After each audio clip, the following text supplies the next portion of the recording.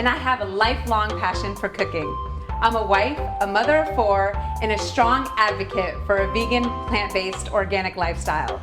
Over the last 10 years, I've been honing in my vegan, plant-based skills, and I'm here to bring them to you in my Plant Beach Family Kitchen. Hi, and welcome back to my Plant Beach Family Kitchen. And today I have one of my all-time favorites. This is a weekly meal in our house, black beans. So first I wanted to talk to you a little bit about black beans. When you're looking for them, you want to get beans that are intact. The skins look like they're all together. What you don't want is cracked beans or beans that look like they're peeling or anything like that. So these are beautiful black beans right here. Now, what I like to do is the night before, I like to soak them. And what you want to do when you're soaking black beans, you want to literally put 4 to 5 inches of water above the beans. So however many beans you're cooking, you want about 4 or 5 inches of water to lie above the bean. Then just put it out on your counter overnight, and then at least 10 hours of soaking, and then you can cook them off the next day. And I wanted to show you the difference of when a bean starts and when it's completely soaked. That's the difference in size. So you have these that are just being in the water, you know, not soaked yet, and these are soaked. So you can see they plump up quite a bit. And as a matter of fact, if you remember this ratio, for every half a cup of dried beans, it equals 1.5 cups of cooked beans, or 1 can of beans. So for every half a cup, it's going to yield you 1.5 cups cooked, or equivalent to 1 can. So those are the things to keep in mind. And then what I like to do is I like to just put it in the pot. Once you've soaked them and rinsed them, you just put it in your pot. And again, you want to put enough water to cover. So again, 3 to 4 inches above where your beans lie. And today with this recipe, I'm doing 3 cups of beans. So that'll be about 9 cups cooked. All right, so once you have the water, I like to just put it on the burner, and then you can add a bay leaf, or you can just let them cook. And a tip here is after about 1.5 hours of cooking, what you want to do is test the beans. You want to pull out 5 beans and taste 5 beans.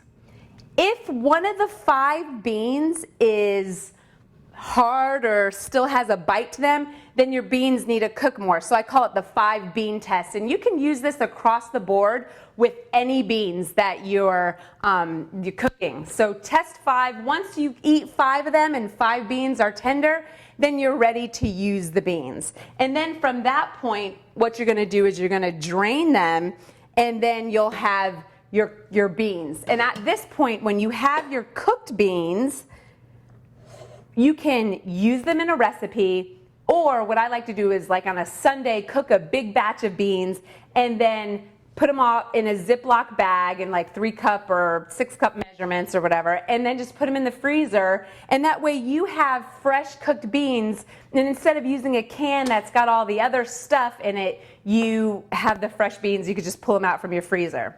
All right, so the recipe today, so I've got the beans at the point that they're cooked. So I have some onion here, and I wanted to show you how to get into a pepper. Now, typically, I like to use green pepper, but they didn't have that available, so red pepper is fine. Any variety of the pepper is good, just a little sweet pepper in there. So to get into a pepper, I like to cut around, and this is like you could get into the whole pepper at once. You just cut it like that, and there, you have the entire pepper. And then you can use this for your stock bag. And then I go down in little sections right here, so you have the slices. And then come back across and do a nice little dice. And again, you can use a variety of peppers, so you could do a little bit of red, a little bit of green. My favorite is the green, but hey, that's not going to stop me from using the recipe. I just substitute the red, and the next time I make it, if they have the green peppers, then just use that. All right, so we're going to put this in the bowl and then come on over to the stove. All right, so right here in the pot, I am going to put a little bit, about 2 tablespoons of my coconut olive oil mixture. And in there, I want to put my onions and my peppers and let that cook down. Now I'm going to go ahead and salt this right away because I want it to start to speed it along, kind of get the juices out of there, bump up the caramelization. So I'm going to go ahead and salt that right away. Now, if you were to take the beans from a soaked state and maybe you didn't do the pre-cooking of the beans, you wouldn't want to salt it. If you were putting just the soaked, uncooked beans in here, you would want to salt it at the very end, because if you salt it and then you put the uncooked beans in, it's going to take you a long time to cook, and sometimes some of them still remain hard. So you can do it like that. Put the beans in here that are uncooked. It's just going to take you a little bit longer to cook, and again, you want to remember to salt it at the end. That's why I like to just do a bunch of beans, soak them, cook them, and then start with the recipe. So okay, so this is going to get cooking, and then what I want to do after this starts to cook and cook down a little bit, maybe 5 to 7 minutes, I like to put a little bit of garlic in, just like that, about 3 to 4 cloves, and you'll smell it right away, the aromas. You've got the onion and the sweetness of the pepper and that hint of garlic. And very important is a mix of seasonings. These are the seasonings that I love to put in here. I have cumin, I have oregano, smoked paprika, coriander, ancho chili, and a bay leaf. And you want to make sure and put this in when you're sauteing the onions and the peppers and the garlic, because you want to cook the seasonings. You want to waken them up, and you can only do that with the heat of the oil. You can't really do that once you've poured the water in. So give that a little stir, get that going. Right away, you can, as soon as it hits the oil and you stir it, you can smell the aromas. Cumin is a really wonderful ingredient here. Also, the oregano lends a nice flavor. So these are my favorite spices to put in there.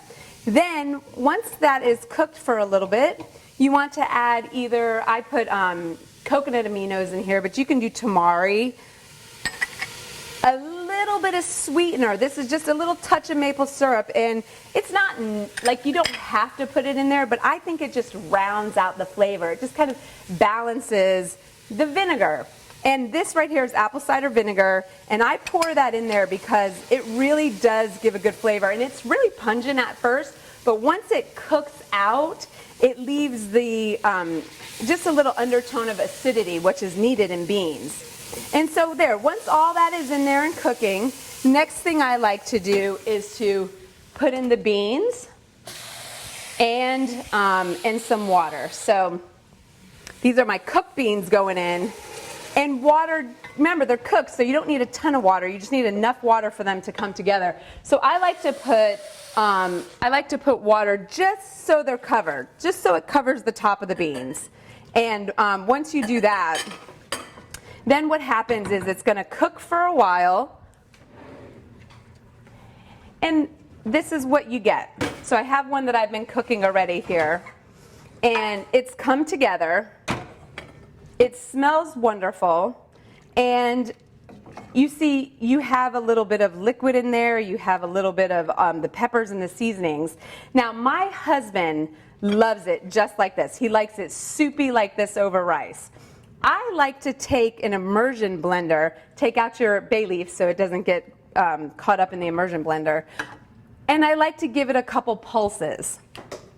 Now, if you do not have an immersion blender, that's fine. You can use a regular blender and just take about a half a cup in the blender, give it a quick little whiz, and then pour it back in there. So what this does is it's going to give it a textural difference. It's going to be have a little bit more of a creamy texture to it, where right now it has more of a soupy texture. So in just a little bit, 1, 2, 3, that's enough. You don't want to do it too much, or else you'll get like a hummus texture, which is still good, but a different recipe altogether.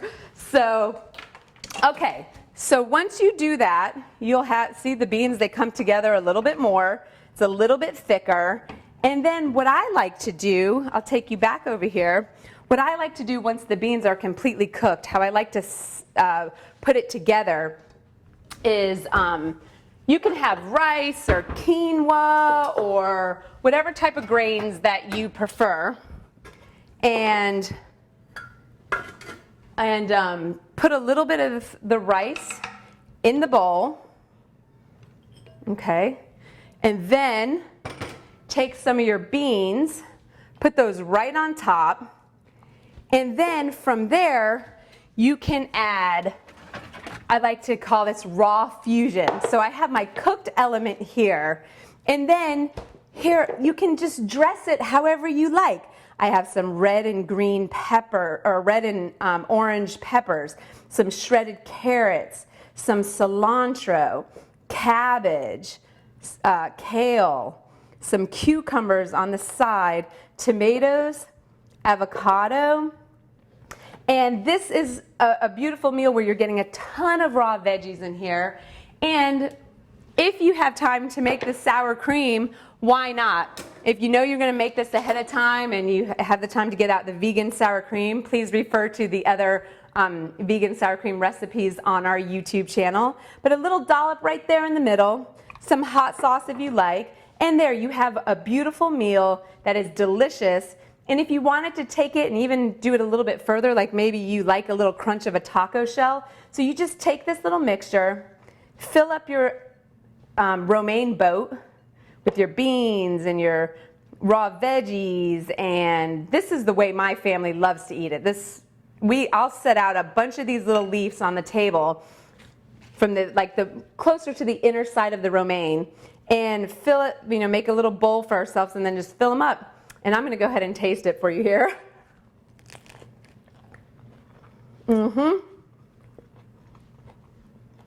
Delicious. You will not be disappointed with this recipe. I hope that you make it. My black beans, don't forget to veg it up, because after all, we are trying to get all the vegetables in, plant-based. And I'll see you next time. Thank you very much.